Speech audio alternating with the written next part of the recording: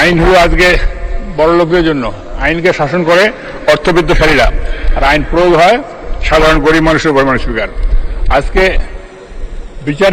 বিচারকের অভাব, বিচারক নাই, মাসকে মাস আইন বিচার পড়ে থাকে, মানুষ কোর্ট কাজে ঘুরতে আসে। একটা হাইকোর্ট থেকে 5টা হাইকোর্ট মাননীয় রাষ্ট্রপতি সাহেব করেছিলেন।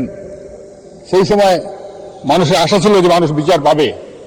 আবার সব হাইকোর্টকে নিয়ে আসা ঢাকায় সেন্ট্রালি নিয়ে আসে, কি হলো, এই দরজা ওই দরজা ঘুরতে ঘুরতে মানুষের জীবন শেষ, বিচার পায় না মানুষ স্পিকার। সেই জন্যই এই বিচার বিভাগকে আরো স্বচ্ছ করবার জন্য, আরো নির্ভর করবার জন্য আমি প্রত্যেকটি ডিভিশনে একটি করে হাইকোর্টে বেঞ্চ দাবি করছি। আমার ঠাকুরগাঁয় জুডিশিয়াল ম্যাজিস্ট্রেটের কোনো কোর্ট নেই, তারা ডিসির যে কোর্ট সেইখানে তারা বসেন। এবং উপজেলাগুলোতে যে কোর্ট কাছারি ছিল সেগুলো ভবনগুলো এখন রয়ে গেছে, সেইগুলো চালু করা হয়নি। সেই জন্য আমি প্রস্তাব করতে চাই এই বিচার হাইকোর্টকে ভেঙে 5টি ডিভিশন বা 8টি ডিভিশন 8টি হাইকোর্ট বেঞ্চ এবং জেলার সদরের কোর্টগুলোকে আবার পূর্ণাঙ্গ কোর্ট হিসেবে বসার ব্যবস্থা। পাশাপাশি উপজেলা লেভেলের যে কোর্ট কাছারি ভবনগুলো আছে, যেগুলো ছিল উপজেলা পরিষদের যে মূল কাঠামো ছিল, সেগুলো পুনরায় দাবি করবার জন্য আমি প্রস্তাব করছি। এই বলে আমার প্রস্তাব আমি উত্থাপন করছি। আপনার ধন্যবাদ স্পিকার।